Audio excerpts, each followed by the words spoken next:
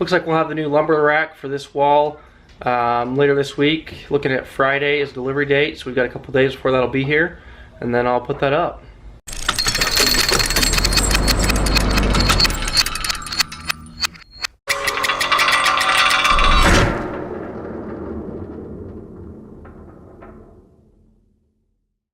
I've pulled all the nails out of this old structure that was here. I also pulled off the paneling that was on this wall. And I guess you could say they had insulation of sorts in this wall. Still not 100% certain if they've got anything in this wall. But over here, they use old carpet to insulate this wall. So that was a little bit nice. Thinking that they might have carpet in this wall that would help insulate a little bit better than nothing. Thought that was interesting. I don't know if this is just dirty carpet. It looks like it's got like a green tinge to it, kind of ugly. We've got this little guy in here. Can't see anything inside. I doubt there's anything in there. Okay, I'm going to show you how I'm placing this window here.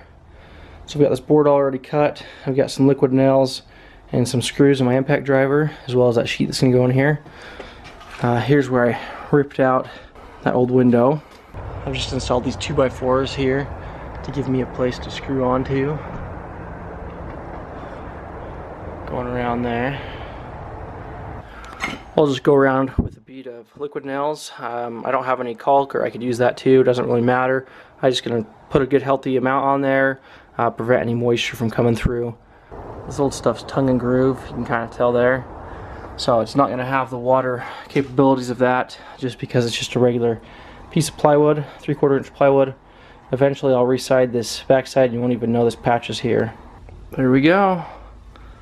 Now I'm ready to finish this wall. As you can see, we've got plenty of spillover on that liquid nails. All these corners, especially I was concerned about here where I couldn't get it super flush.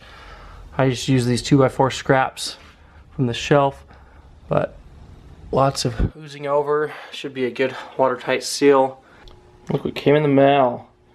So I went to Home Depot the other day to pick this up, and I realized that they didn't have it available in store, only online. I ended up ordering this from Amazon, so I had to wait a few days, so I'm really excited to get this going. It's amazing how much more you appreciate things when you have to wait. Okay, here's our vertical. Perfect height. That'll give me plenty of room to put 4x8 sheets here on the bottom. Okay, here it is all unboxed. A few of these end caps came off. These just go in the end there. Put that back in. And then these have two different sides. One side has a little notch in it, and the other side is square. Other than that, they're all identical. Okay, here's the rest of the packaging. We've got these little brackets that go back behind these metal bars. And then we've also got the screws. So we've got slots for screws to go into, and then that'll hold these pieces in place. And then it looks like this would be the top, and this would be the bottom, just because this hole is closest to the end. Okay, there it is all mocked up. We've got these screws put in.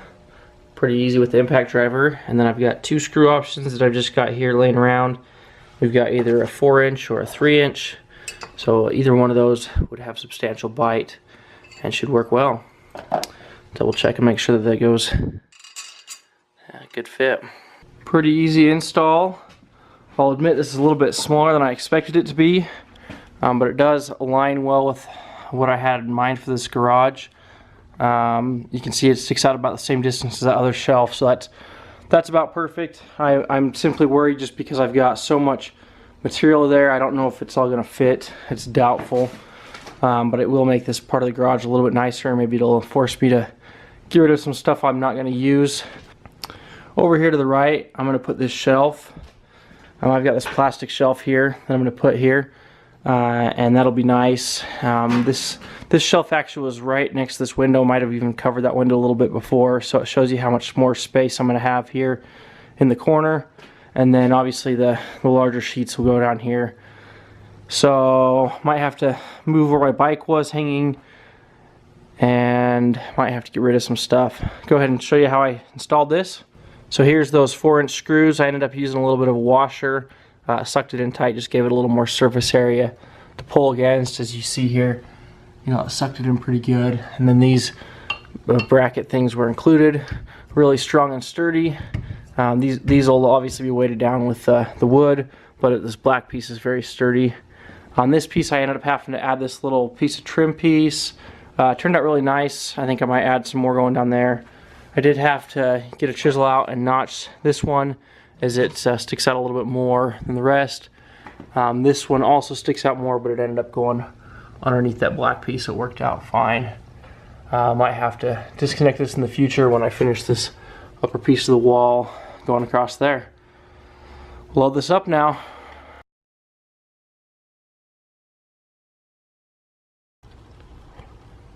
Well, I think that's about as dense as I can put that lumber in there.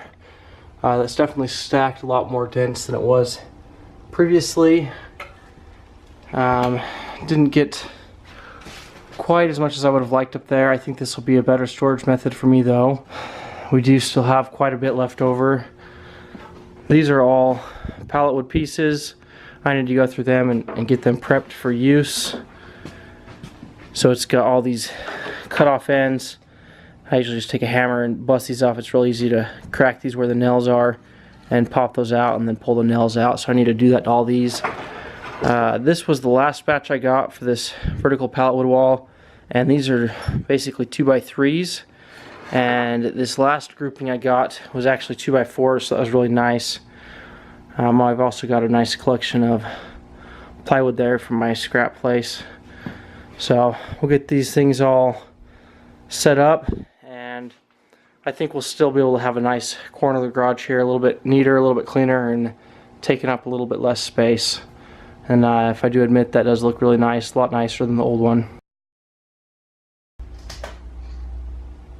Well, it certainly makes this garage feel a ton larger. My garage basically ended right here where this window's at before, and so I've gained about 3 feet in width there. It really opens this up.